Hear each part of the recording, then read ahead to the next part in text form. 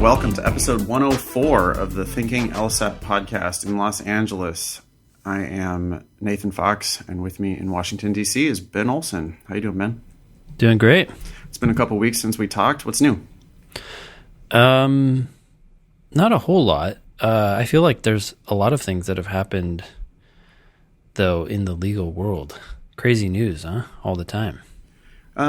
Yeah, I've got on the agenda, we need to talk about some new schools are going to start accepting the GRE, while at least one school will not. I want to do a clarification on some of the dream crushing we did on last episode, or at least I did some dream crushing on the last episode and got a thoughtful email from a listener that I'd like to go through and maybe clarify just a little bit.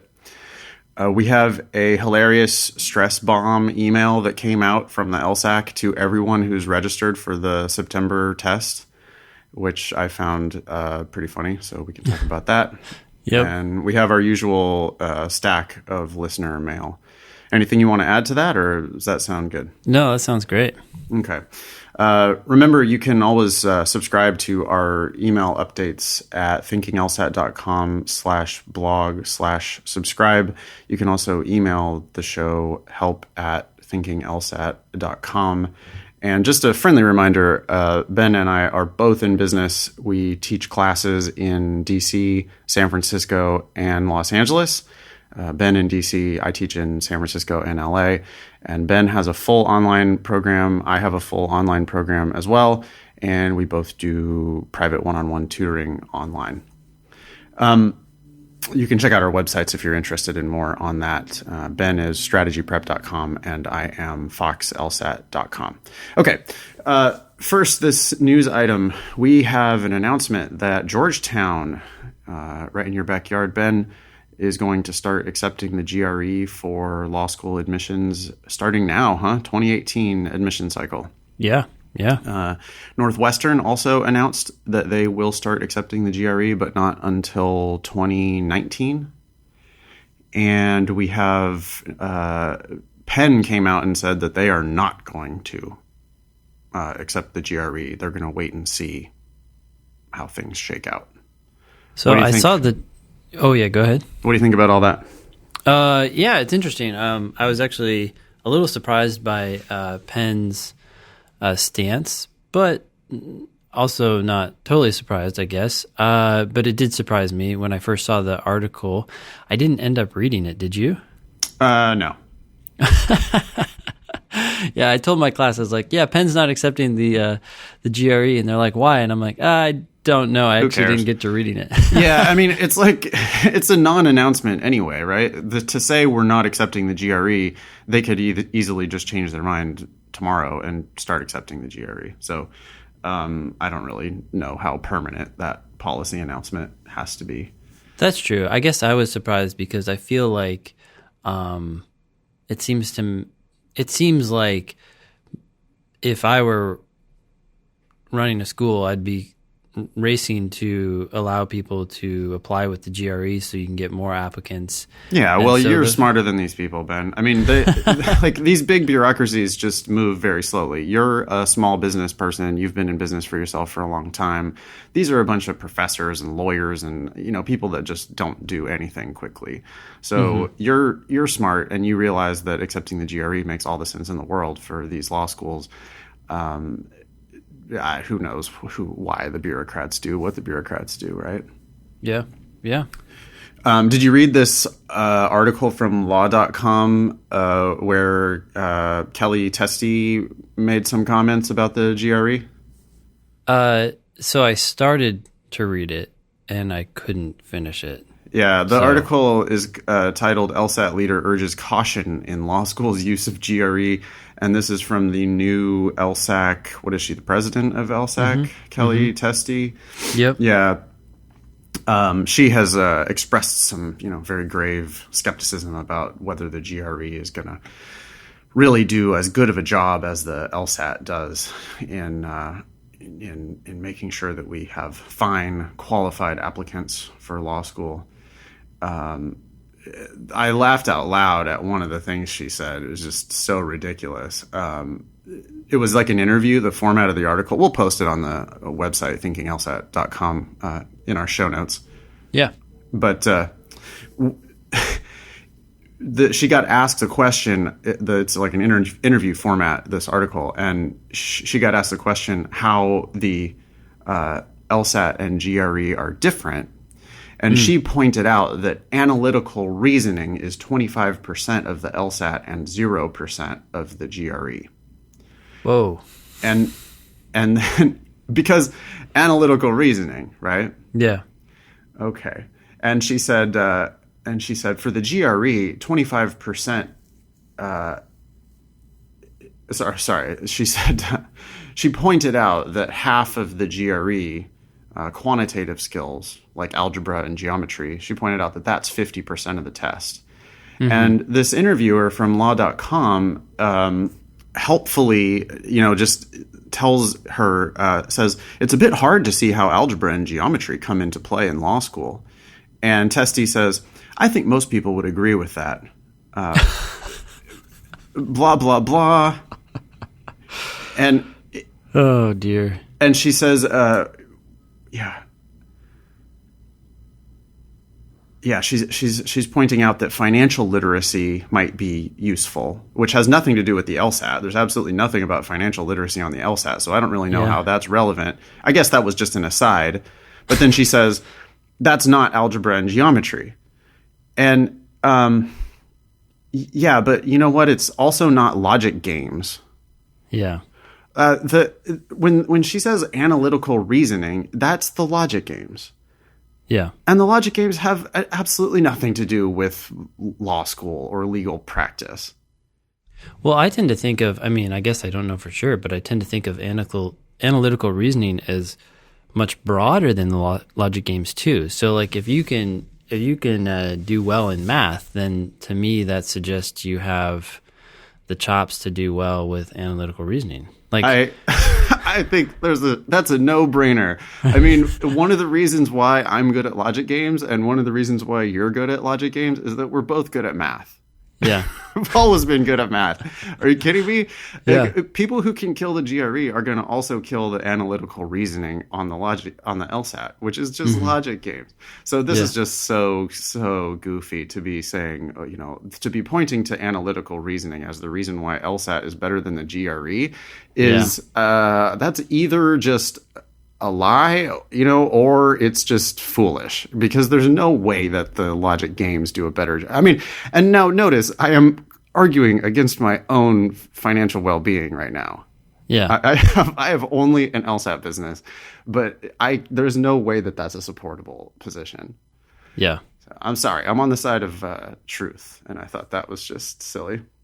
Well, even if there is some sort of substantive difference between what the GRE is testing and what the LSAT is testing, and, there are some differences because some people will find one test to be easier or harder than the other. But even so, right, like one of the goals of law school, I feel like, is to prepare lawyers for a diverse array of legal practices. And some people are going to go into areas of law that demand a serious understanding of math. I mean, think about antitrust law, right? You really have to get into the economics and the econometrics of what's going on. And if you don't understand that, then you're not really a lawyer who can help out in those situations. You really would depend on others.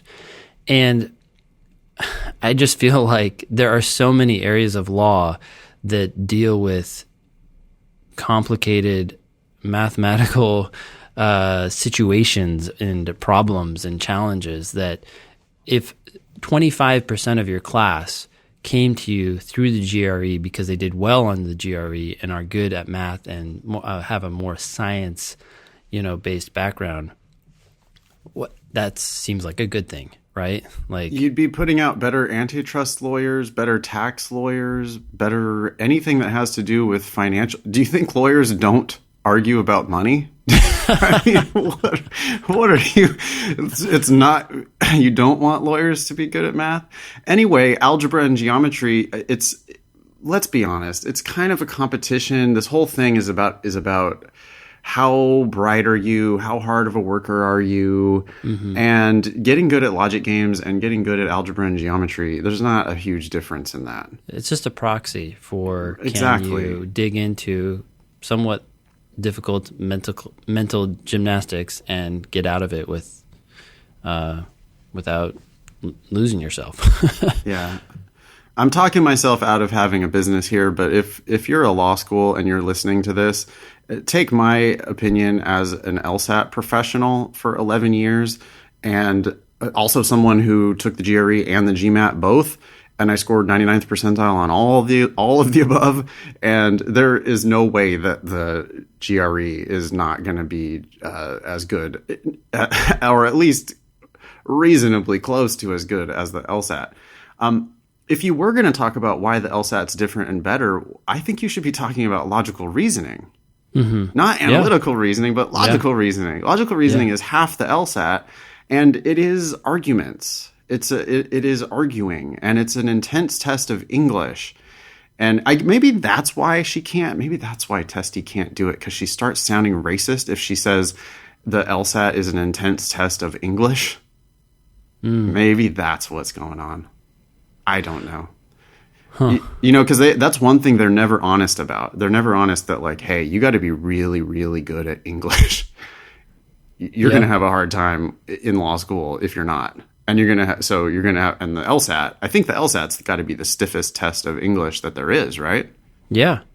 Well, and that's one thing I talk about a lot when we go into logical reasoning or reading comp. I'm like, this is actually a really good test for seeing how good you can read and understand things. And if you're not doing well on it, then it's an opportunity to get better at that before you go into law school and have to do that on a daily basis if you want to succeed.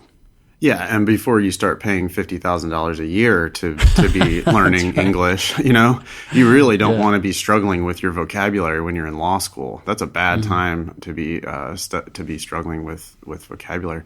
Well, not just vocabulary, but also like syntax, right? And trying to deconstruct really poorly constructed sentences and translating into simple sentences that are an accurate translation, right? That's the problem so many people have, is they take a sentence and they translate it and you're like, that's not exactly what that means, and now you're going down the wrong path. Or they don't translate it at all.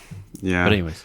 Yeah, no, you're absolutely right. So it's right. Students that are struggling, students that are at, 150 or below, frequently just read something and they think it means one thing, and it's like, nope.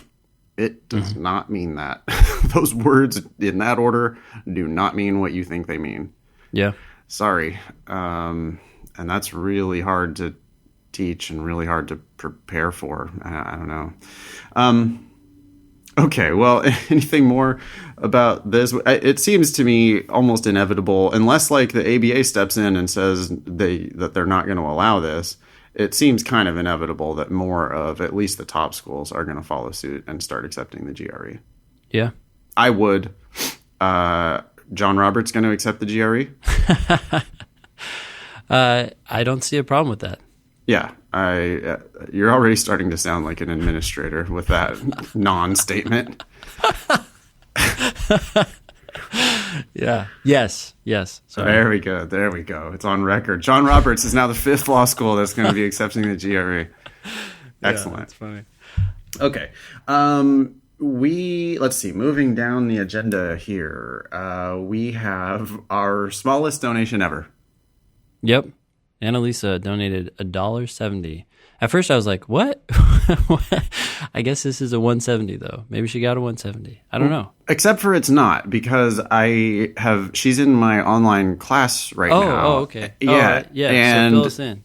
Well, I don't know. I didn't ask her about the $1.70 donation, but she's been emailing me questions and stuff. And so while we were talking about her, thank you, Annalisa, for your $1.70 donation. Yes, we'll take anything above 30 cents. At 30 cents, we're essentially losing money because it costs 30 cents per transaction plus the fee that they take out. So this $1.70 is probably like $1.25. If you hate us, you could donate less than 30 cents and put us out of business. Yeah. So Annalisa asks a quick question. She says, I know you've said on the podcast that law schools only look at the top score for the U.S. News rankings, but some of the top schools say that students, quote, need only take the LSAT once, end quote. What gives? Well, that, speaking of administrator sounding sentences, that is one right there. Need only take the LSAT once means you only have to take the LSAT once. Yes, that is true. Because you're required to take the LSAT, you only have to take it once to get a score. But that doesn't say anything about whether you should only take it once or whether,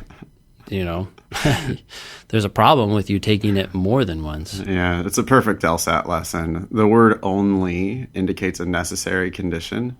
Yep. And here they even say need only take the LSAT once.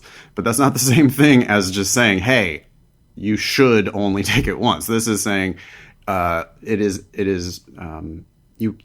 do need to take it once. That's what that says. You need to take it once. And it does not say that you shouldn't take it more than once. Yeah. This is a necessary condition. That's all that means.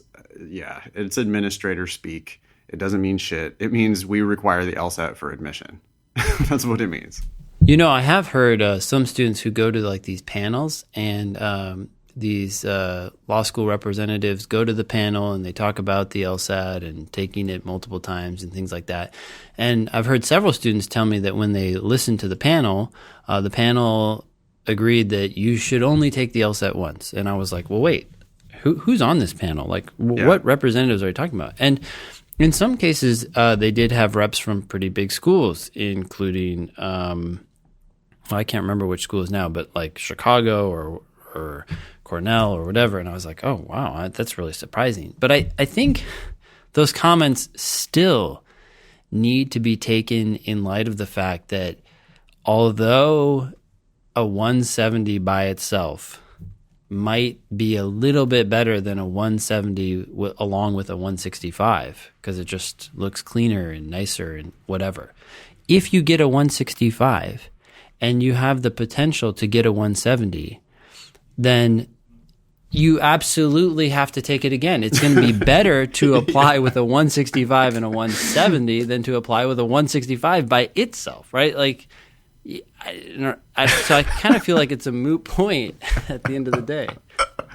Yeah, there's like, what is that? There's a name for that. It's like there is like a selection, some sort of a post hoc kind of a rationalization, or there's some bad logic going on there, right? Where it's like, sure, of course, if all else is equal and you can get your highest score on your first attempt, then do it that way.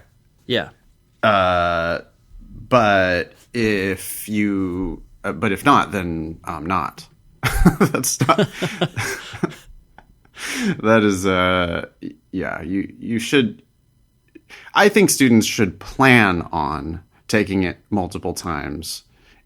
Hope for the best and plan for the worst, which is you're fully prepared the first time you sit down to take the test, or awful close to fully prepared, right? And then totally plan on taking it again if you don't achieve the score that demonstrates your potential. Yep. And your potential will be indicated by whatever your practice test scores say. So it's not like fantasy, take it a million times and just hope to get lucky. It's prep a lot, improve your practice test scores a lot, like by at least 10 points from wherever you started. And then when you take the test, get a score that matches all of those practice test scores. But if you score lower on your actual test, you would be an idiot not to take it again. You're such a sucker to take it again. At the panels, maybe they say this because they don't want to intimidate people. Maybe they're like, oh no, you should only take it once, because they want to be like, just get it over with, apply as soon as you can, let us charge you full tuition. You know what I mean? Like, just get in. We just want your application as soon as possible. That's all they care about. Yeah, maybe so. Get it in. We want to see an application rather than an applicant who perpetually delays in an effort to get the perfect score, and thus never ends up applying. We might never get your money if you do it that way. So we would prefer that you only take it. Oh, you've taken it once and you have a mediocre score? That's fine. Let us take a look. We'll absolutely take a look. And if you're in the ballpark, we would love to take your money.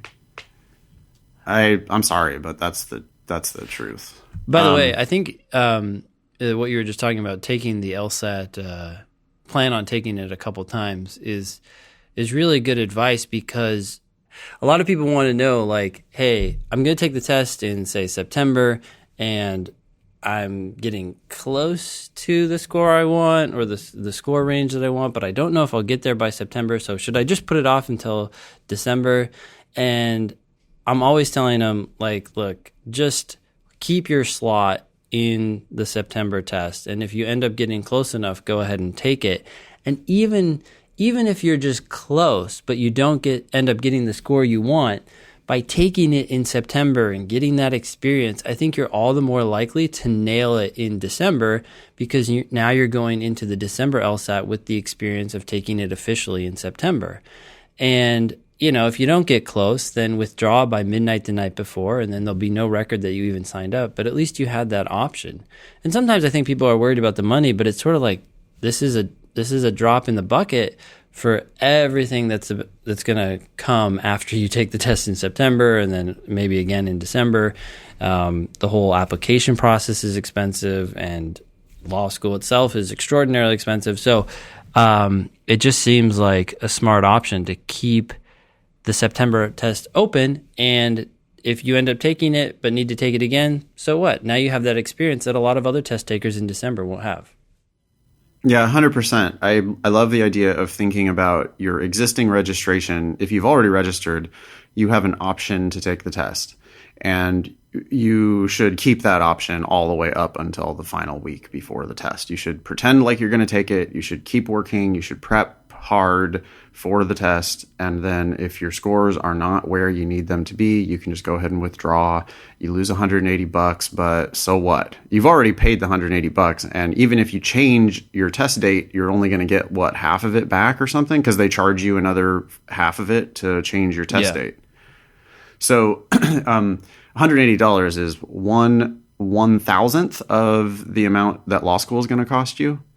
And or maybe less than 1/1000th of what law school is going to cost you, and you should go ahead and just make that investment. No big deal. I mean, I even think if you're if you say you're just starting and you're thinking about December, and you take a practice test, and that practice test is within 10 or 15 points of where you think you need to be by December, go ahead and register, and just use that as additional motivation. Purchase that option for yourself to take the test in December at a testing center, hopefully of your choosing. And you can wait all the way up until the very last minute, not the last minute, but the day before, to cancel, to withdraw if you need to withdraw. And people, it does not show up on your record at all. Withdrawing does not show up on your record.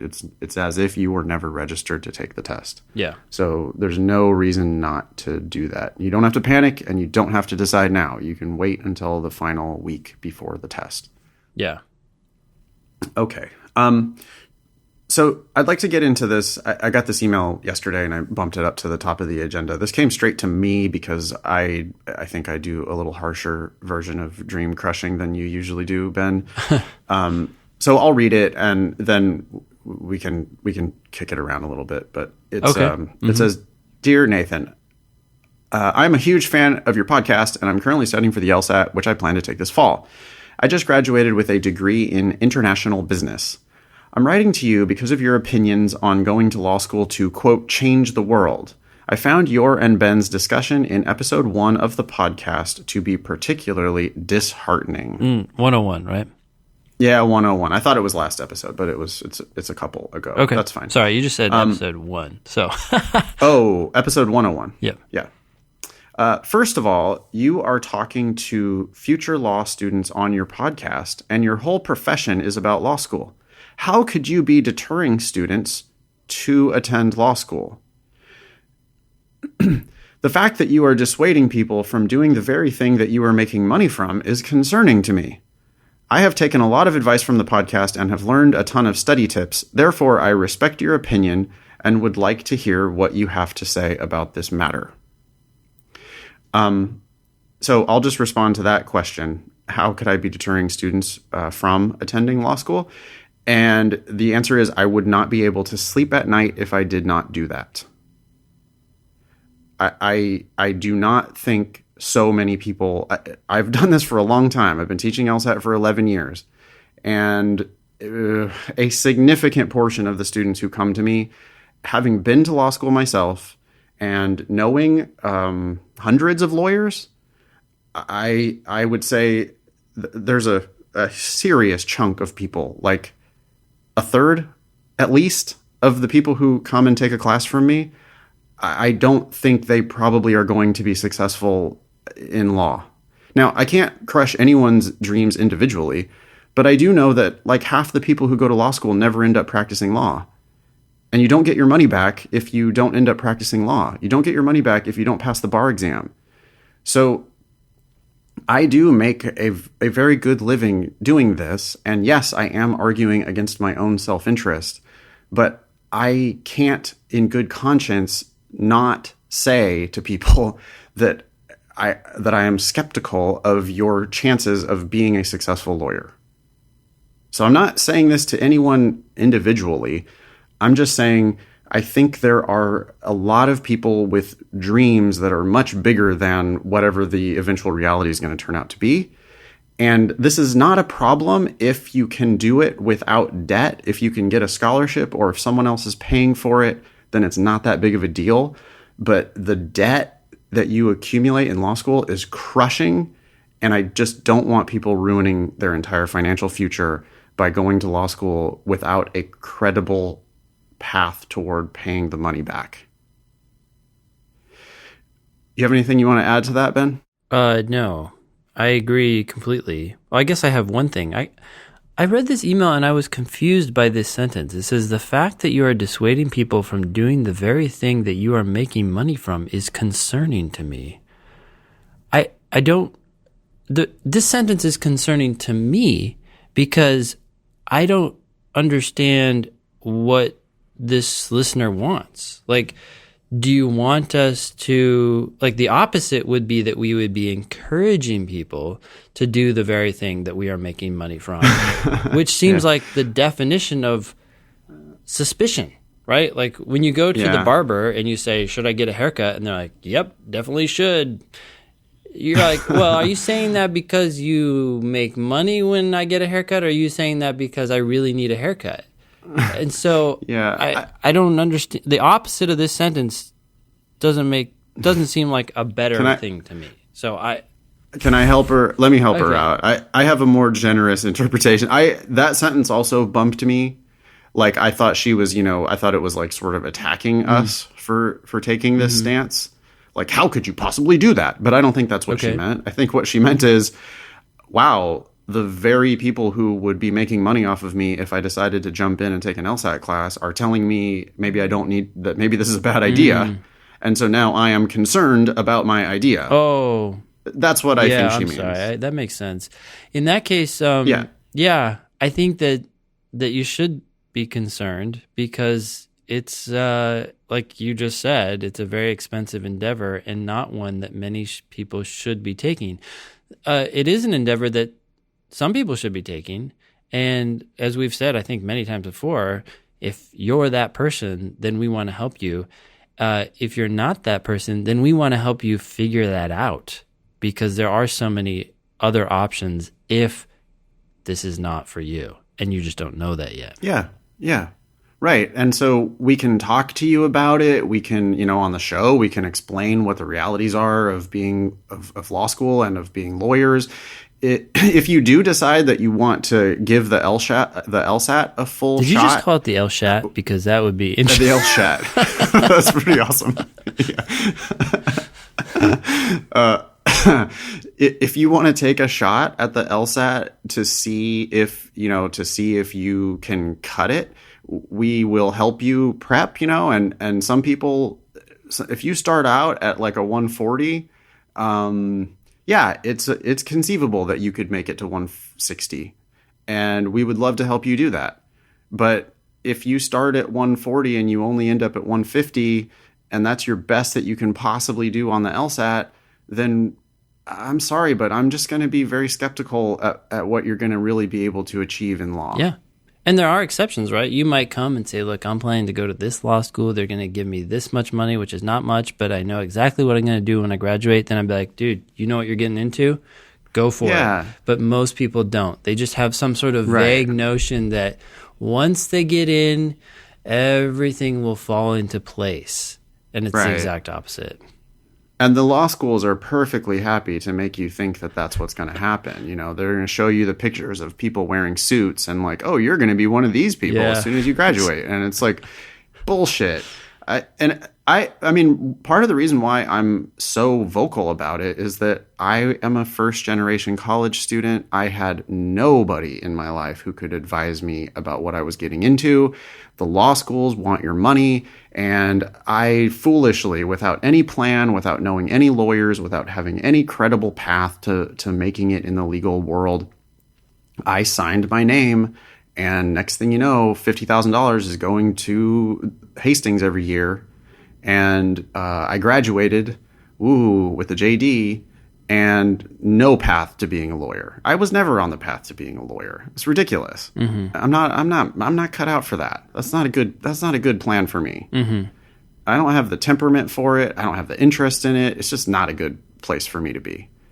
So I shouldn't have gone. And so I really try to I mean, it's not so much that I'm trying to talk you out of it, really, as is I just want to make sure you know you have a plan. So I want you to make your plan, and then I'll do everything I can to help you if you have a plan. But the problem is that so many people are just so incredibly naive. Yeah.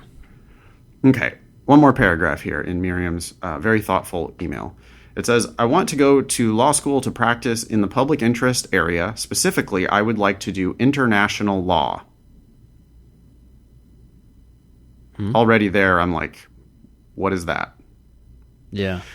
I don't know what international law is. I've been to law school. I have no idea what you're talking about. I don't know any international lawyers, I don't think. I don't know what that means. I do not want to go practice at a big firm after law school. Okay. That's like the only way to make money by going to law school is to practice at a big firm. So, okay. So you're saying you're not doing it for the money. That's fine. Then don't pay a lot of money. If you're not into it to make money, then you should definitely not pay a lot of money. Here, continuing with the email. You make it seem as if it is not possible, and I would like to know if I'm being too optimistic. You said people, quote, get their dreams crushed, which makes me really question if my desires are possible. I wouldn't say I'm going to law school to change the world, but I do want to do something in public interest.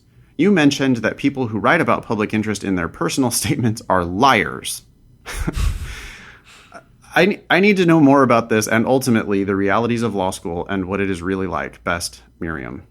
Okay, so the whole liars thing, I'm sure that sounds like a joke that I said. I don't mean that people are liars who say that they want to work in public interest.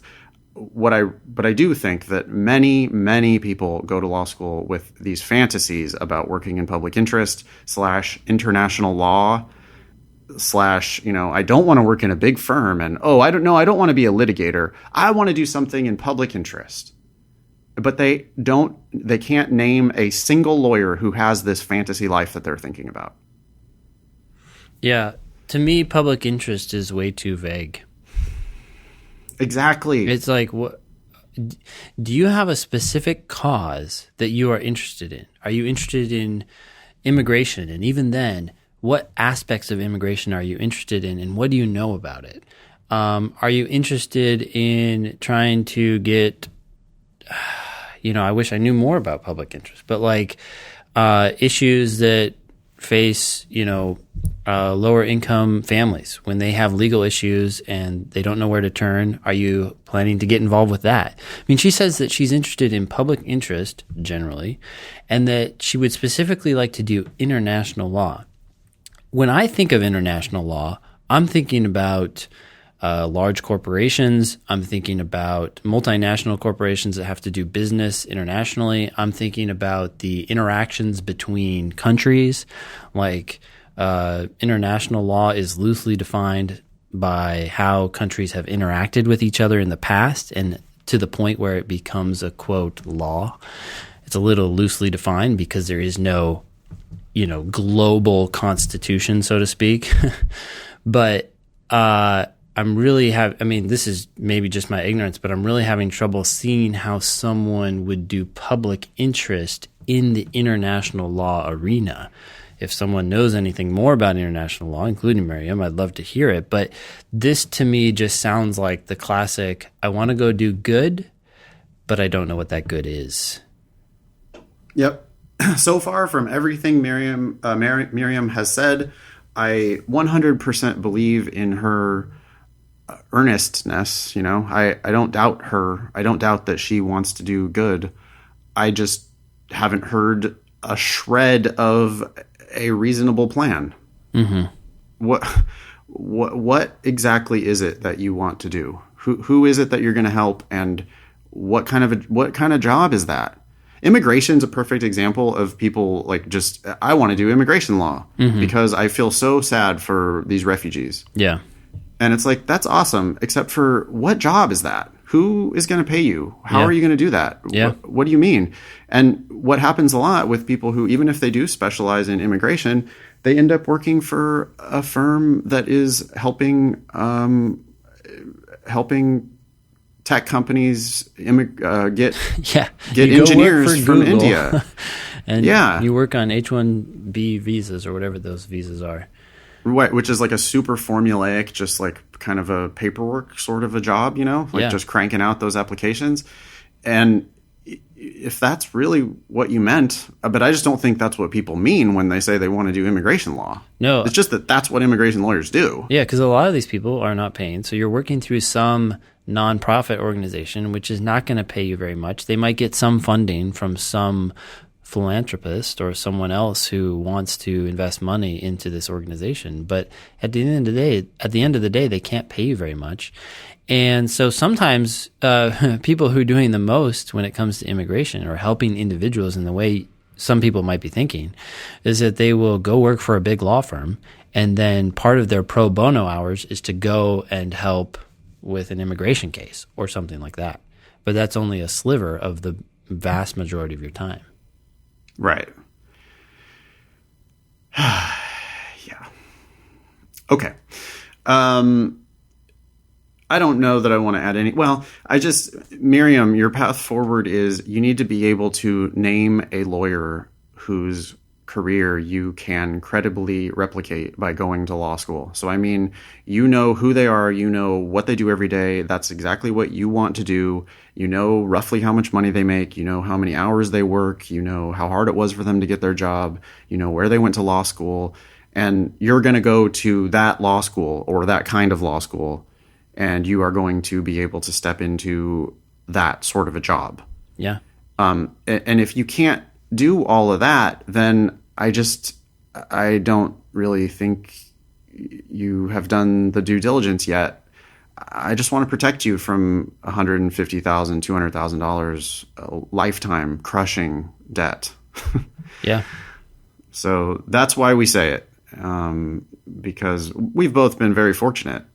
But we're not just trying to make money. It'd be really easy to lie to you about how successful you're going to be after law school. And boring. Yeah. I'm not interested in doing that. Yeah. If you told me, oh, you'll make 5 times as much money, I would not accept. I wouldn't do it. I couldn't do it. Yeah. Anyway, Why don't you talk about this next item on the agenda? Sure. So recently, on August 13th, in the Wall Street Journal, there was an article that came out that said that studies are usually bunk. Study shows. So a little ironic there, but basically someone conducted a study and they went back and they looked at a lot of studies and tried to figure out what percentage of them have been repeated, right? Like the idea behind a study is that you do it, you draw some conclusions, and then you say, hey, this must be true or whatever. And other people come along and they repeat the study and they get the same results. If they can't repeat them, then maybe there was something wrong with your study. Maybe you did not discover some hidden gem of truth. And so the whole point of this article is that this study went and looked at a lot of studies, and I can't remember the numbers now, of course, but it was high. It was like 70% or 40% of all studies, not all studies, but I guess peer-reviewed studies or something like that, were not repeatable. And so a lot of studies that get circulated in the media and generate, obviously, clickbait were not repeatable and thus probably not true. And so the point of this article is that studies are usually bunk. I guess by saying usually, maybe it was 70%. But in any case, the thing that I thought was interesting was when I finished reading this article, the article did talk about correlation causation and how correlation does not prove causation. So that's certainly relevant to the LSAT. But someone in the comments, and we'll put this link in the show notes, but someone had put a link to a website of someone who has listed a bunch of spurious correlations, and they're kind of funny. So they're like correlations between things that obviously have no connection to each other, but they are correlated. Therefore, you could, in theory, conclude that one is causing the other, but you'd obviously know that they're not. And therefore, it just kind of goes to show that correlation does not prove causation. Awesome. Yeah, we'll have both of those links in the show notes. That sounds like entertaining reading for LSAT students who want to deepen their understanding of correlation, causation problems. Yeah, there is some political messages in this Wall Street Journal article, but I'm not so interested in that. I'm more just interested in these spurious correlations. So okay, cool. What's this next one? So a few episodes ago, we talked about an article, I think it was in the New York Times, about how there's this increasing problem with substance abuse among lawyers, right? Well, in response to this increasing abuse of substance abuse, of substances or whatever, the ABA has come up with a comprehensive set of new recommendations and regulations about how lawyers should be treated and helped. I just thought it was funny that their solution to this problem was a new set of recommendations and regulations. It's just like so lawyerly, right? Like here, we're going to come up with some rules as opposed to let's talk about the culture or something like that, right? So many times I think the solution to these problems has much more to do with our shared values, not necessarily a new set of regulations. Yeah. Wow. What were the recommendations? Did you look at it? I couldn't finish the article again. Like all this lawyerly stuff from LSAC, from President Testy, and just the ABA is so mind-numbing to me. It just shows why I didn't become a lawyer. But I would just kill myself so hard if I was a lawyer. There's no way, dude. There's no way. Like every once in a while I do think about it, that what would happen if the LSAT just blew up and it was gone and I couldn't be an LSAT teacher anymore. What would I do? And, I could certainly be a lawyer. If I wanted to, I could probably be a good lawyer, except that I would kill myself within the first 2 minutes. There's just no way I could handle the life and the just constant butting heads and the constant just documentation and rules and regulations, and it's just seems like such a miserable life to me. Yeah. I think the worst, let's be honest, the reason why lawyer culture sucks is that generally, if you're talking to a lawyer, it's because there's some bad shit happened. Like Yeah. you hate someone if you're talking to if there's lawyers in the room, there's conflict going on, and there's going to be a winner and a loser in this conflict, and it's just the worst day of your life. Yeah. If you're ever even talking to a lawyer. I've said this on the show, I think, before. I got deposed one time, and it was seriously one of the worst experiences of my entire life. I don't think you told me that. Yeah. Oh, it's a long story. It doesn't matter. The details, we won't talk about the details here. No, the details don't matter at all. It was just, but yeah, I mean, it was like an afternoon in San Francisco, and just sitting there with the lawyer asking.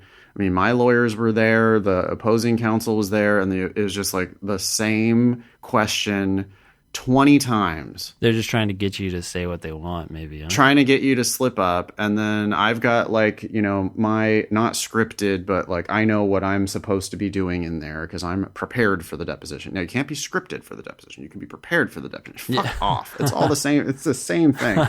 It's like if you just know, everybody knows exactly what everybody's going to say, and you just sit there and do that for 4 hours. Yeah. And it's like politics, right? It's just the worst. Anyway, I mean, I think this is like, you don't think that's part of the problem?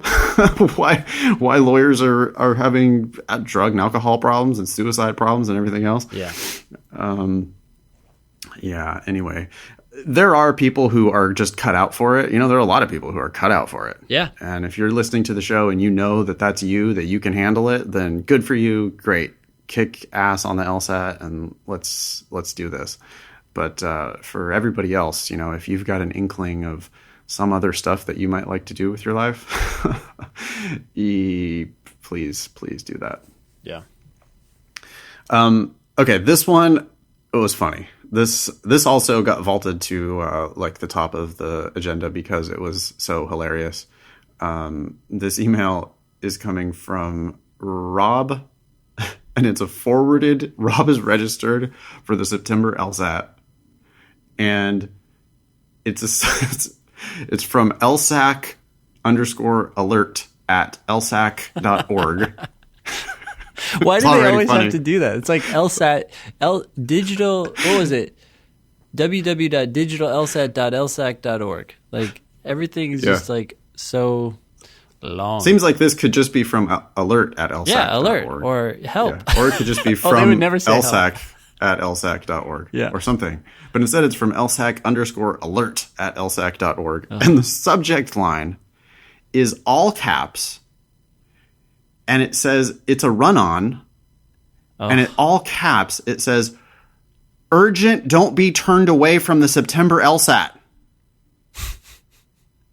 So Rob received this at 9:54 a.m. on a Friday morning. Can you imagine all of the stressed out LSAT students out there? I don't think LSAT students need to be stressed out, by the way. I mean, I don't think that helps anything. But LSAT students are working hard. It's a high stakes test. They're very engaged, right? They're like really invested in this. Mm-hmm. Can you imagine opening your email and getting an email from the LSAC that said, like, you're busy, right? You're working, you got all kinds of stuff on your plate. And you look in your inbox and you see, urgent, don't be turned away from the September LSAT. It's like, whoa. In all caps, dude. Yeah. There's no colon between the urgent. There's no colon between urgent and don't. There's no comma. There's no anything. Yeah. It's just one run-on, urgent, don't be turned away from the September LSAT in 100% all caps. And then the email is to all September 2017 LSAT registrants, we're asking for you to review your photograph that you uploaded when you registered for the LSAT. And blah, blah, blah. Make sure that you meet the ticket photo requirements. And blah, blah, blah. And the photo upload deadline is August 22. So, by the way, this was 11 days before the deadline. Yeah.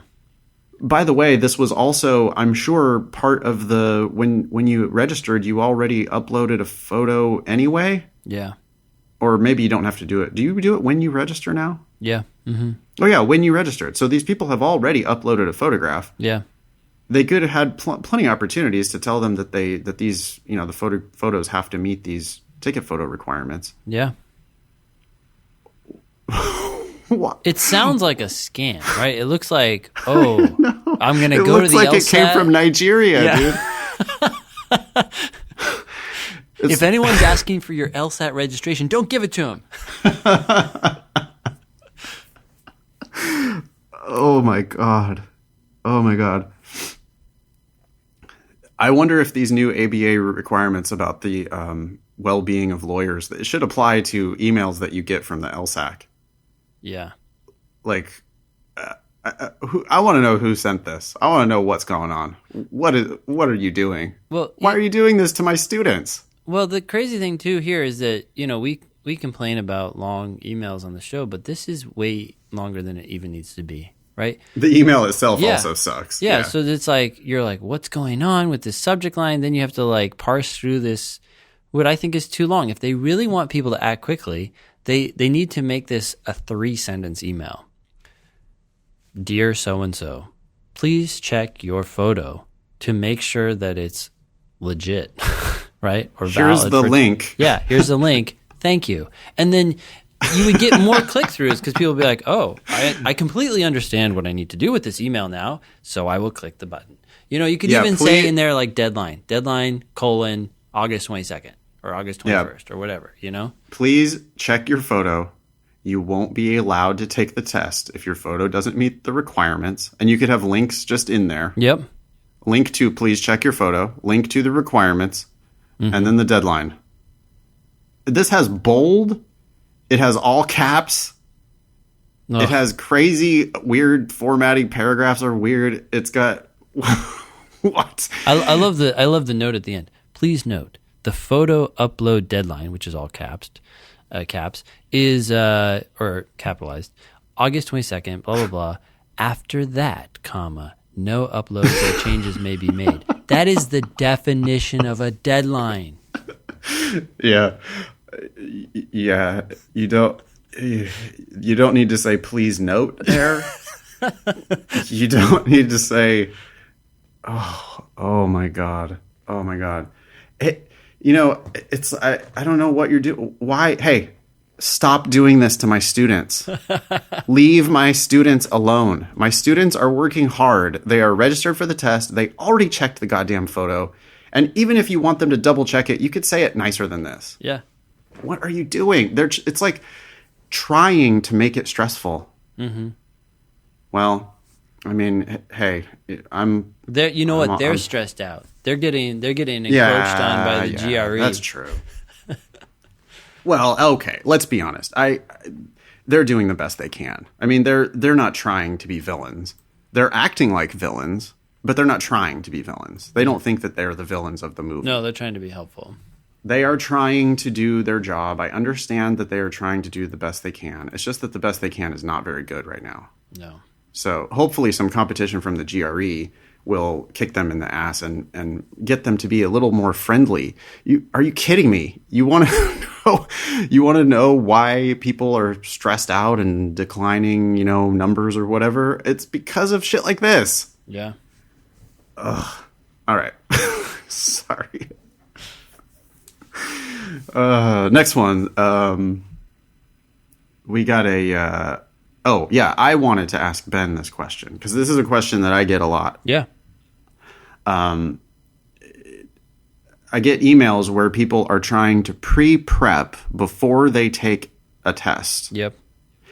And I always just tell people, hey, just take a test, and that's your first step. So I want to know if you would ever advise someone not to take a cold diagnostic. Can you think of a situation where you would be like, yeah, actually, you should do some prep before you take your test? I can't think of any situation. And I get the same calls all the time. People sign up for the class or they're thinking about signing up for the class and they call me up and they say, hey, Ben, I saw that the first thing that you do in your class is take a diagnostic exam. But I don't think I'm going to be ready because I've never studied for the LSAT before. And I'm like, yep, no one, half the class has never done anything with the LSAT before either. Yeah, but I'd really like to prepare first. So I think I'm going to skip that. I'm going to come to the first lesson. Ugh, and what? And I'm like, no. No, you are not allowed to take the class if you do that. I'm sorry. Yeah. So then I say, sometimes I try to get into like, well, what's going on here? Why not just go take it? Like, just take it, see what you get, know where you're at, make some mistakes, learn from those mistakes. And, in a lot of these cases, I think there's this underlying fear. And when they admit that, this is a lot of times they don't, but when they admit that, I'm like, you know what? That's actually all the more reason why you need to come and take it, because there's nothing to fear, and the only way to get over that fear is to dive in. Yep. Get on with it. Yeah. Get on with it. Be realistic. Get on with it. Get a real LSAT test. You can Google June 2007 LSAT, pop right up, print it out. Time yourself, 35 minutes per section. Oh, that's the other thing is people want to take it untimed. They're like, I just want to know what's on there. No, take it timed. See what it's like. Yep. Don't worry about trying to finish the sections. Just spend 35 minutes working on it diligently. Do that 4 times in a row. Correct it. Figure out your LSAT score. You've got 81 more of those tests out there if you want to do better next time. I'm sure you will do better next time, but you're just not really doing the LSAT until you do the LSAT. Yeah. Right? I mean, you have to do a test. It's a test. You have to do the test. Yeah. Otherwise, you're not doing it. So you can read theory or you can do practice questions. You can do untimed. Okay, except that it is a timed test. So if you're not doing it timed, then you're just not doing it. Yeah. So, cold diagnostic, or I don't do full tests in my classes anymore. But I do lots and lots and lots of 35-minute sections. Yeah. And we're diving in on, I had the first night of my class in LA last night, and we dove in and did 2 sections last night, and we'll do 2 more tonight. Yeah. So, those kids, even if they were brand new studying, they would have completed a full test immediately right off the bat, first week of class. Yeah. Okay, good, cool. I'm glad we're on the same page on that. You want to read the next one? Sure, yeah. This is from Ben, who is in my class, if I remember which Ben this is from. Yeah, I think so. Hey, Ben and Nate. One earbud in, Excel sheets open. One of Nate's pearls of wisdom resonated. Quote, fuck your job, get fired. The LSAT's more important. This is good. He says, at the end of the day, my boss called me into his office to discuss his concern over, quote, a precipitous drop in my work performance since late July. If your boss uses the word precipitous, your boss should start writing questions for the LSAT. Your boss is like prime material for these contract positions. That is great. He says, I started seriously studying for the LSAT in late June. Thanks for the dope podcast. Please say my name on the air. Ben. All right, Ben. Good job. Yeah. I'm glad you're out there doing the bare minimum at your job and listening to the podcast and getting yelled at by your boss. It sounds like you are getting close to getting fired here if your boss is telling you that there's been a precipitous drop in your work performance. But for real, the LSAT, if you're seriously going to be a lawyer, then the LSAT should be at the top of your agenda right now. Yeah. Sometimes it's interesting. I get people who are preparing for the test and they say, hey, I just got a job promotion, so now I'm not going to have as much time to study. And my thought is always the same, like, that's good that you got a job promotion. Congratulations. Now you're going to be a lot more busy, apparently, and thus not have as much time to study. But what's your end goal here? You're going to quit that job. If you're really going to go to law school, you got to quit that job sometime soon, and then you're going to go off into a totally different career in most cases. Who cares, right? Like, why are you taking on this responsibility? Maybe to boost your resume a little bit. I think sometimes people think like, oh, it's going to help my application. Yeah, but now if you don't have time to study for the LSAT and you get even 1 or 2 points lower, you've just hit your application in a very bad way. Yeah. So, anyways. Yeah, your same goes for like internships and all this stuff. Internships are worse, right? Because it's just like you're working for free for someone who's just trying to get around, like paying people a lot. Because you think it looks good on your resume Yeah. for your application for law school? Yeah. No. Yeah. Okay. So, thanks, Ben. Glad you like that Pearl. And thank you for flaking out on your job and studying for the LSAT instead. Yeah. Love to hear that. All right. Next one. Maybe a topic for a future podcast. I am a non-traditional student. Post-undergrad, my last 3 years have been spent working for a Japanese automotive supplier. To be frank, I'm not satisfied with my career and dislike the company culture. I want to GTFO ASAP. You might need to know a little bit about English to figure out what just happened. I meant to point out actually earlier, Rob, I didn't read Rob's email. Rob was the one who got the urgent email from the LSAC. Yeah. And he said, do they send this all caps subject line email each test cycle? I've been staring at my photo for 2 minutes, JFC. And that was the end of the email. I laughed very much at the JFC. That's funny. Good job, Rob. That's fantastic. And then, so Hodor busts out the GTFO ASAP. That's also amusing. Thank you, listeners, for being amusing. Yeah. And especially when you're profane and amusing. That's my favorite. That being said, I intend to give between 2 weeks and indefinite notice, depending on my company's needs. I am on good terms with my boss and fellow colleagues. I also understand that turnovers can be a sensitive topic for both employee and employer, especially for Japanese management. Lastly, I value job flexibility and recognize that the income generated now will be important for my future JD. Okay. I mean, money in the bank is good. Yes, that's for sure. Depending on my performance and readiness this September/December, I will apply 2017-18 or the following cycle. Given my current situation, I can 1. Leave ASAP, find another job / free time for LSAT studying, or 2. Endure the pain a little longer and continue balancing work / study. Either way, my last 3 years here will be a part of my law school application. Sure, yeah, of course. It's going to be definitely on your resume. Hopefully you're getting a letter of recommendation, I would think, from these people. Yeah. Question 1. Should I ask my boss for a letter of recommendation before or after I announce my leave? Question 2. I currently have one confirmed letter finished, with the potential second being my employer. As I have been out of college for a few years, I do not have many other professors that would be able to write meaningful letters of recommendation on my behalf. What can I do outside of work to find a third or fourth LOR writer? And that is from Hodor. You got any advice, Ben? Well, so I guess we have to go back to the options, right? Option 1 or 2. Leave ASAP to find another job / free time for LSAT studying. I like that plan if you're not satisfied with your career and you don't like the culture. Yeah. And you want to GTFO. Why don't you just GTFO? Yeah.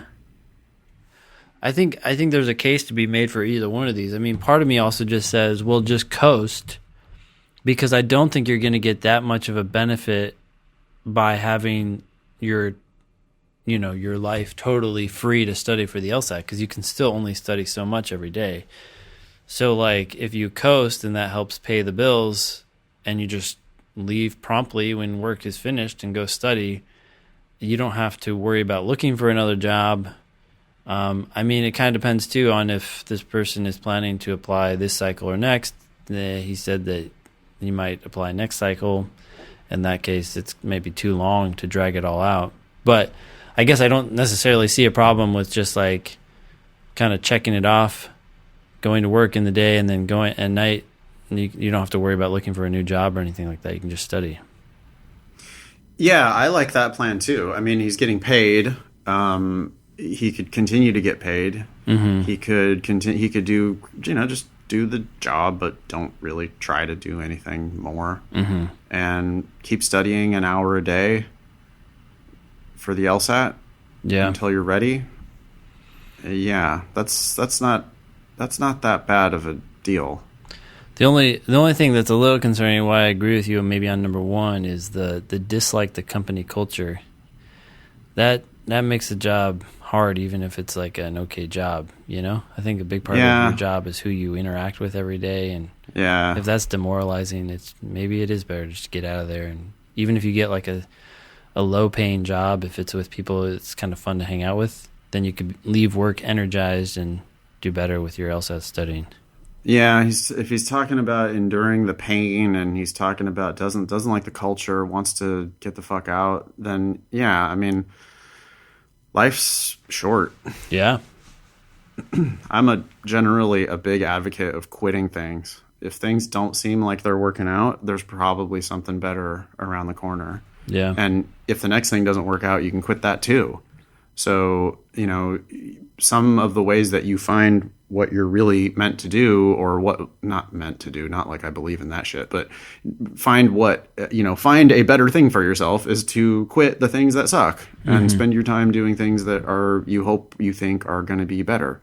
So it seems like Hodor's trying to do this with the JD, which is great, but you're not starting law school until at least 2018. You've got a full year in between now and then. Yeah. At the least, if you apply this upcoming cycle, you're not starting law school until 2018, and that's a long time. A year is a long time to be suffering at some job that sucks. Yeah. So it's a trade-off, of course. They pay you for a reason. Yeah. But there are other places where you could get paid maybe less or maybe more. Who knows? And might like it a lot better. Yeah. What do you think about the letter of it seems like the letter of recommendation issue, if you're going to have your boss write you that letter, but if you think you're going to leave soon, I don't know. You either have to have a really frank discussion with your boss and see if, they're going to hate you. Yeah. I think or I would get the letter before you leave. I would say, because he's not applying necessarily for a long time. So it seems like if he asks for the letter, gets the letter, and then leaves on bad terms because it was like surprising or whatever, then the boss could simply rescind that and say, hey, I'm not going to endorse this letter anymore. I don't know. It just seems like I would be open about it. Say, hey, he's been there for 3 years, so I don't see any problem with leaving. Like, it's not like you were there and then you left. You've been there for a while, and now you're like, hey, you know what? I'm actually probably going to end up leaving in the next month or so because I'm getting work at another place. It's been wonderful working here, and in fact, I'm applying for law school, and I was hoping that you, my esteemed boss, my mentor, could write me a letter of recommendation. And if not, then you don't really want him writing it anyways. So Right. He says he's on good terms with his boss and fellow colleagues, but then he also says that he dislikes the company culture, which makes those two things seem slightly at odds. Well, I wonder it's if possibly, yeah. I just wonder if he's on as good of terms as he thinks he is. But oh yeah, or he could just. Maybe why it's so painful is that he's basically living a different life there, right? Like he's nodding and laughing at all the things. He's playing the game. Yeah, but it's just painful. He's not living his best life. Yeah, it doesn't actually jive with him. But who knows? There's so much we can deduce from your emails, everyone. Yeah, so I know. I'm not sure how helpful this whole discussion is. How about this other question? He's been out of college for a few years. What can he do outside of work to find a third or fourth letter of recommendation writer? He's got to get one from his school, right? Don't they require at least one from a professor? Sounds like he already has one, and then potential second is going to be the employer.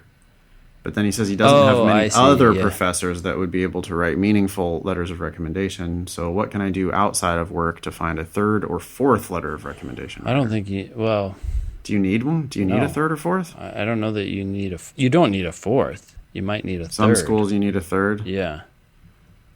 Yeah. Get don't another know. job. Yeah.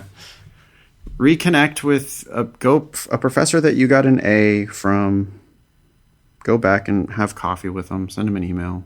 Maybe Yep. they'll be game. Professors are used to writing letters of recommendation. Yeah. I don't know. That's a tough one. Yeah. Okay. Thanks, Hodor, for writing in. Yeah. You want me to take this one? Yep. Okay.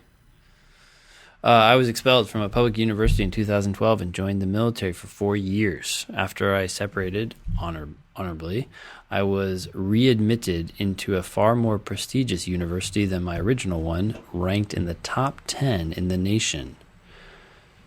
Okay. I am curious how this unfortunate event will impact my admissions. I have a 3.65 GPA, take the LSAT in September, have been scoring between 168 and 172 on proctored exams. I have a lot of other factors that are positive and an outstanding military record in addition to letters of rec from public officials. My goal is a T14. Just curious if I could get some feedback. About what? Wait, what'd you say? About what? Well, I think it was this original question, right? I'm curious how this unfortunate event will impact my admissions. I don't think sorry. I forgot. The event... Oh, because you were expelled? Well, but we have no idea why you were expelled. Yeah. I don't know. Let me put in a pitch here for Anne Levine's law school admission game. She just released a new version of the book. I think it's edition 3, and it's on Amazon, and it's $10 or $15. And if you want to know what to do because you got expelled, that book's going to have some information in there. You also might need to get professional help. This is outside of my area of expertise. Yeah. I think the general rule is, though, you explain what happened and you don't try to hide anything because they're going to figure it out. So yeah, you're going to explain it and in a humble and positive manner. You're going to talk about what happened and how you are now better for it. You're not going to be blaming. You're not going to be hiding it. You're not going to be trying to act like you were not at fault. You're going to accept whatever happened, and you're going to talk about how you moved forward from it. Yep. So Anonymous continues with another question. I also found out that I got approved for accommodated testing. I will receive 53 minutes on each section of the exam. That's time and a half. So I can probably score even higher than what I initially forecasted, 168 to 172. Do you have any advice for those who are studying with additional time? Yes. Jesus Christ. Yes. First of all, you will score higher. You should. If you're not, then you're not reviewing properly. Second, you should practice with 53 minutes, not 35 minutes when you do time sections. And I would do the 5 sections back to back because accommodated test takers nowadays get the experimental section. A little while ago they did not, but now they do. So you're going to have to do 5 53-minute sections in one sitting with a 15-minute break between the third and fourth section. That can be a pretty long test. It's even more crazy if you get 70 minutes, which is double time. So what do you think? This person will probably end up doing very well. Yeah, like 180. Yeah. I mean, this is, if you're already scoring 168 to 172 in 35 minutes, then 53 minutes is going to be just ridiculous. So this is going to end up being an accommodated 99th percentile score. Yeah. I would almost guarantee that. Yeah. You have 18 extra minutes to chill out, rethink things. It's going to be extraordinarily helpful in the games. In any case, we'll stop making other people pissed. take full advantage of it, and please go do good in the world, not evil, with this amazing benefit you're being granted. Yes. This is an example of accommodations just clearly not leveling the playing field. That is, you're already scoring 97th percentile. Yeah, it's 96 to 90. Yeah, 96 to 98. That's Anonymous's range. So you're already scoring better than 19 out of 20 people at least, and now you're going to get time and a half. We've talked about this on the show a lot before. It is very hard for me to see how that's fair in any normal sense of the word. Maybe in a lawyer sense of the word, you can make anything mean anything you want, but that just doesn't seem fair to me. I don't think it's anything that like people studying for the test should really worry about, but this is a problem I think that needs to be solved. It's a very sticky problem. What's going on with accommodations right now on the LSAT. But Anonymous here, I would just say, please do good with this. Do not go out and be a dick. Go make the world a better place with this crazy advantage you're being granted. And congratulations on getting it. I mean, if you can get it, you should go get it. But that's just for you individually. It's a huge leg up. That's awesome. Good luck. Yeah. Yeah, I'm not blaming you for taking it. That's part of the game. That's like not taking a tax break. If you can get it, get it. Yeah. Oh, absolutely. Right. Yeah. If you want to pay extra taxes, then that's fine, I suppose. But if you qualify for whatever deduction, take the deduction. Of course, take the deduction. Yeah. So here, sure, Anonymous, take the extra time and recognize how lucky you are to have it, and go do something good with it. Sweet. All right. Next one, it says work during law school. Hi, Ben and Nathan. I'm going to try to keep this super short. If you read this on the show, it's okay to use my name, but please redact the name of the school I wish to attend. All right. This isn't an LSAT question, but it's something I would love to get your opinions on. I currently work full-time in a sales/contract administration position. Amongst other schools, I'm applying to the secret school for the fall of 2018. SS is my preferred school, and they have both part-time and full-time programs. I'm debating which program I should apply to, and I can't apply to both. Why would schools not let you apply to both? That's kind of dumb. That doesn't make any sense. Yeah, it's weird. Why wouldn't it just be like a joint application? That's dumb.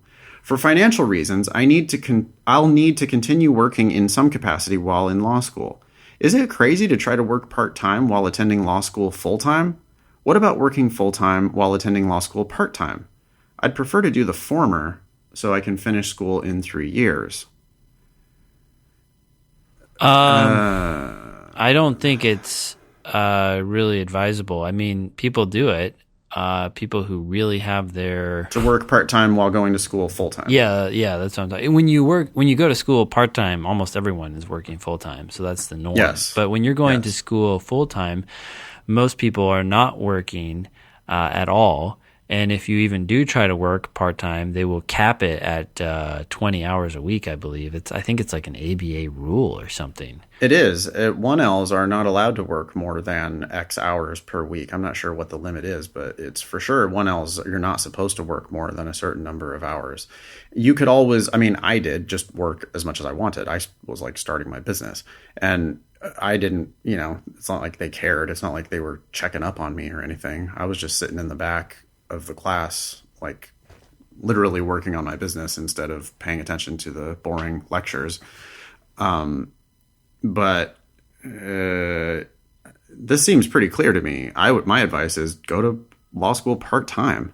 Finishing law school in 4 years instead of 3 years, who cares? Yeah. What's the difference? And here's the thing. If you do end up going full-time, you really just don't want to work, because if you get lower grades because you're working, right, now you're like shooting yourself in the foot for your career. Right. I understand if you need money now, that's not an uncommon problem. So then you should probably go part-time, like you're saying. Yeah, and if you go part-time, then everyone else is going to be working full-time. And when everyone else is working full time, then they have less time to devote to trying to kick your ass in the academic competition. Yeah, you could do part-time. That'd be... Or even just work full time. I mean, and make money. Like I feel like part-time students are going to do a much better job of compartmentalizing law school and putting it kind of in perspective and not being so insane about the whole process. Yeah. Full-time students, you get all these kids who are straight out of undergrad and they don't have a job at all, and mom and dad they're still on like the dole, and from mom and dad, and they just have nothing to do except for study all the time. Yeah. And if you're trying to work while they're doing that, you're going to be in trouble.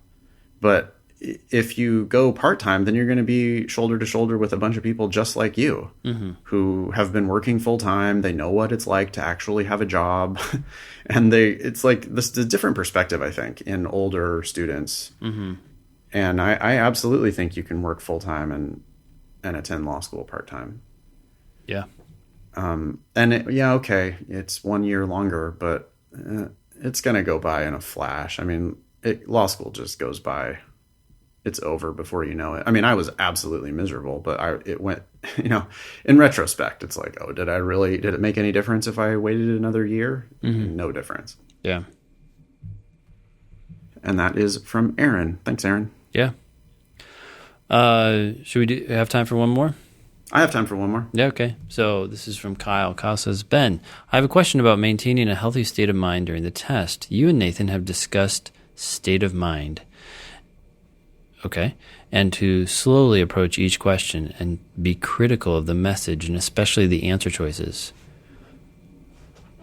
Definitely be critical of the message. Yeah, okay, and of the answer choices. That makes sense. I also remember Nathan talking about how he recommends taking a deep breath when the section starts and watching everyone else scurry to begin a rushed attempt to complete the section quickly. I feel very good when I think that I've understood the flaw and predicted the answer or quickly found a few key deductions in a game.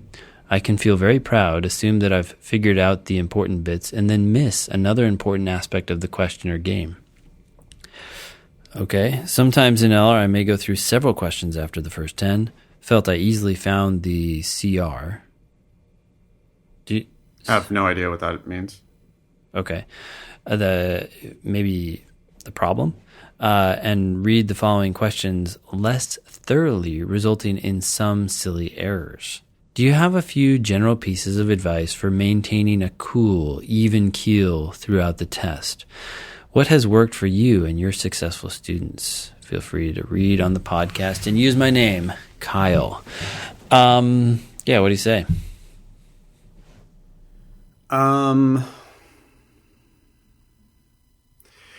Here's the idea that I'm obsessed with lately. I can't stop talking about this to students. And I don't know if I talked to you about it 2 weeks ago, but I'm obsessed with the idea that I actually do an easier version of the test. I think I do the test in a different dimension from everyone else. And what I mean is, I understand that half of the test, the bulk of the test, it's this big long test, right? Everybody's worried about the volume on the test. Mm-hmm. It's all, boy, it's so heavy. It's so dense. There's just so much of it. Man, look at all these words. And I'm obsessed with the idea now that half of those words, approximately half of those words, are wrong answer choices. Mm-hmm. And I think if you remember this, it might help you to not get into the answer choices so quickly, because I spend, and we've talked about this on the show a million times, Ben, we just don't spend very much time with the wrong answer choices. Yeah. We can quickly sift through them, and that's not because we are like magical geniuses. That's because we took an additional moment. It's that one extra moment that separates us from everyone else. We, on a logical reasoning question, we're going to be predicting it correctly.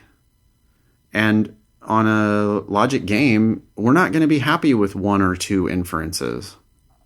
We're not going to be patting ourselves on the back. Oh, I'm such a genius for figuring out this one inference.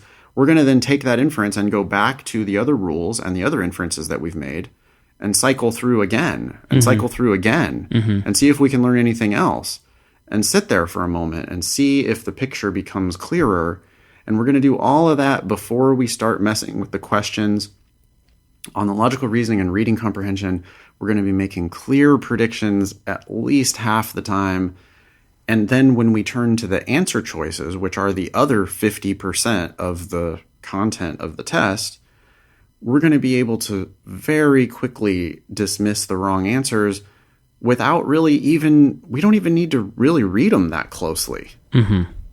Right? Like, you read the first 3 words a lot of times and you're just like, nope.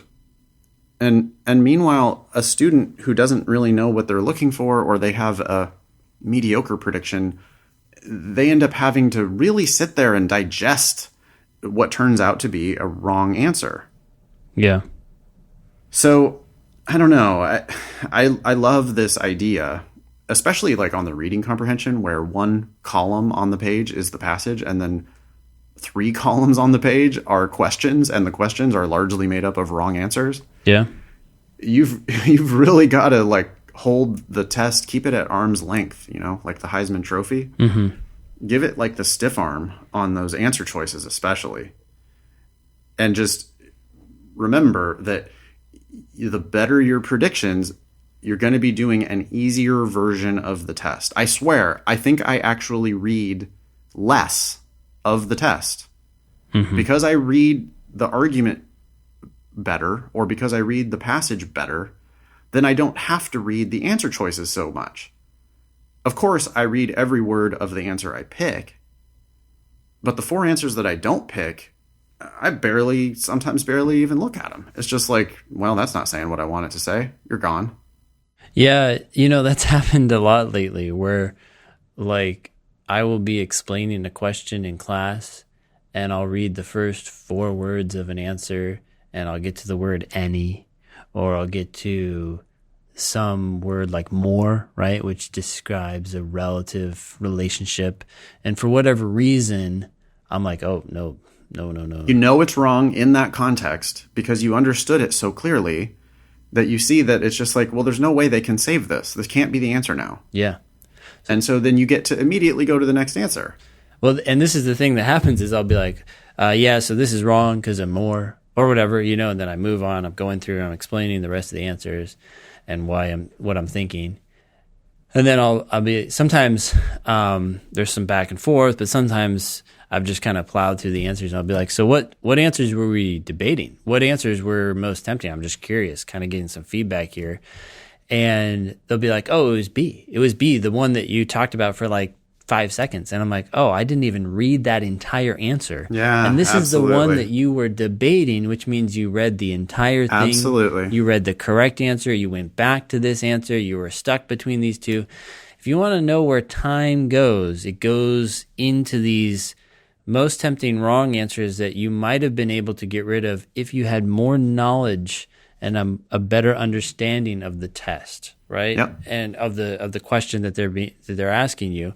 And so when it comes to speed, which is this like perpetual question, you need to understand the test better. Someone actually just wrote me the other day and they said like, I'm in like the 150s or something like that. And I wrote them back and I said, well, you really got to get to know the test. You need to know a lot more about the questions you're getting wrong. You need to understand exactly what's going on. And they wrote back and they said, I have a really good understanding of the test. And I had to write on my back and said, I'm sorry, don't take this the wrong way, but I don't think you do. It's just, It's not possible to be scoring in that range and to fully understand the test, because otherwise you would get to answer choices like this. You would eliminate them before you even read the entire answer choice and thus not spend 3, 4, 5 times as much time debating answers that you and I aren't even considering. I'm not saying we don't consider tempting wrong answers. There certainly are those times where we read the whole thing and we're like, that sounds pretty good. Maybe this is the answer, and it turns out not to be. But the amount of times you can get rid of that, the better, right? The more you can get rid of that, the better. A couple things. It's amazing how good of a handle on the test the worst students seem to have. Yeah. I mean, it's wow, it's just the best students in the class, the ones who are scoring the highest, they're confused about so much stuff. They keep asking so many questions all the time. The top student in the class is the only one that's asking me questions. Yeah. Wow, what are they? They're such an idiot. There's so much they don't get. Yeah. But, I mean, they're scoring 170. But they still, there's so much that they don't understand. And meanwhile, the student scoring 140, never makes a peep. Yeah. Oh, they understand it. They understand it all. It's just that they got caught up in the wording, though. Yeah. Well, I understand the basics of strength and questions. Or I understand all the different question types. No, I don't think you do, actually. No, and you don't. The other thing is, talking about top scorers, is that it is interesting, too, that a lot of times we'll be debating between two answer choices and talking about why one is better than the other. And then these top scorers will say, wait, so if we change that word to most, would that make it correct? Would that make it better than the other answer? And sometimes, yeah, like, oh, I think that's the kicker. Now this answer might be better. Or no, it's still wrong because we have this other word. It's like they're really digging into this stuff, not saying, well, I got it right, so I'll let this discussion continue as I look on Facebook. Yeah. Oh, yeah. Check my phone and fuck around. And yeah, it's amazing that like the best students are just not afraid to humble themselves and ask a question. They'll get it right. Yeah. They'll get it right. They'll get it right. And then they'll go, I'm not. Can you tell me why C is wrong? Oh, sorry. Yeah. Yeah. And it's like, thank you so much for asking a good question. I want to get back to the other point, Ben, because you said it really nicely, which was just, that thing of reading the first three words of an answer choice and seeing that it's just going the wrong direction and just letting it go is a critical skill. And that is really that's such the difference between us and everyone else. It's like the ability to walk through walls. That answer choice is this giant obstacle, but you just breeze right through it. You don't even it's just nothing. It's nothing. Yeah. Because it's already wrong. It's the first three words. And then it goes on and on for another 3 lines. And the students are in there trying to save it, right? Students are in there hoping that it's going to become the answer. And we're just nope, because it's already wrong. Yeah. No problem. And if you find that you spend a lot applies to every single person who's listening to the show.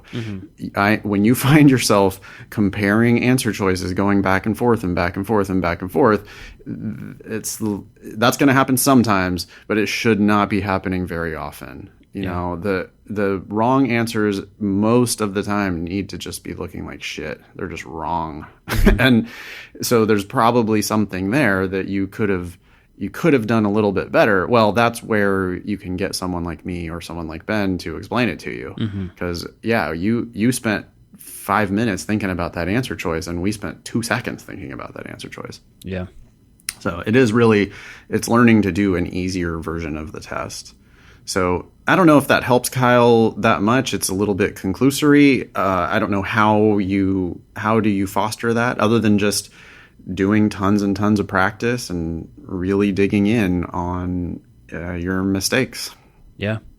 There is one other thing I wanted to talk about, and that is I'm going to have to step back here for 1 sec. And that I just finished reading the book Shoe Dog by Phil Knight, who is the founder or co-founder of Nike. Yeah. Yep. Oh, it was an excellent book. I mean, I think he's in his 70s now, and he just published it last year. So it's kind of like, let me tell you the history of my life, particularly Nike. And because I think he's older, he just, and his personality, he's got a lot of wisdom to share, it's a funny story, but he's just got so many random thoughts here and there. And you're just like, yeah, it's definitely coming from someone who has been through life, but I would highly recommend that book to anyone. One of the things that he said in that book, I mean, he said, I would say 100 things that are quotable, but I thought of this one thing when reading this email from Kyle. He said in the book, this is Phil Knight, Each of us found pleasure whenever possible in focusing on one small task. One task, we often said, clears the mind. And I thought of that because when I'm going through a test, my job at any given moment, I know I've said this a million times before, but is to answer the question in front of me. I'm not thinking about the last question. I'm not thinking about the next question. And I felt like when Kyle said that sometimes he gets, I mean, he doesn't say this, but it almost sounds like he gets a little cocky or something, like he's realized an inference or something, and it's like he then plunges ahead. I feel like he's losing focus a little bit. You know, it's like your job at every moment is to understand what's going on. And when we go through these answer choices, although we're going through them quickly, I'm not understanding what those first three words are saying.